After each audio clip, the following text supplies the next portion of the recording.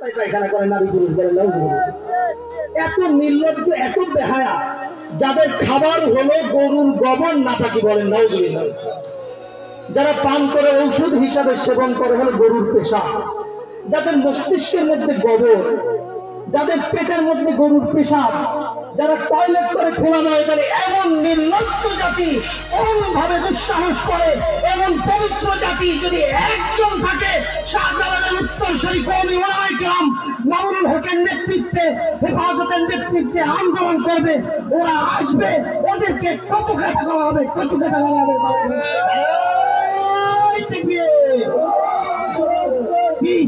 মুসলিম আমার নেতা, তোমার নেতা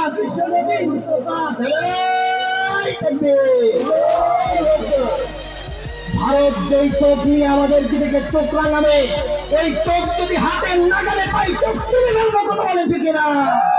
যেই হাত মুসলমানের উপর আসবে ওই হাতকে গুঁড়া গুঁড়া করে টুকরা টুকরা করে ছাড়বো, কথা বলে ঠিক না? যেই পা নিয়ে কাটা তার ভেদ করে বাংলার জমিনে শাহজালালের পবিত্র ভূমিকে গোবর পূজারী গরু পূজারী আসবে, ওর পাকে খোয়া করে ওকে মন্দিরের পূজারীদের ওখানে পাঠিয়ে দেবে, কথা বলে ঠিক না? রাজি আসেন তো ইনশাআল্লাহ? ওদের সাথে লড়াই করার জন্য কে কে প্রস্তুত হন? আমার ভাইরা, আব্দুল্লাহ বিন হুযাফা রাদিয়াল্লাহু তাআলা আনহু তাকে বন্দী করে নেওয়া হয়েছে। দীর্ঘ ঘটনা, অনেক লম্বা, হুজুর চলে আসছেন, আমি আলোচনা বাড়াবো না, সংক্ষেপে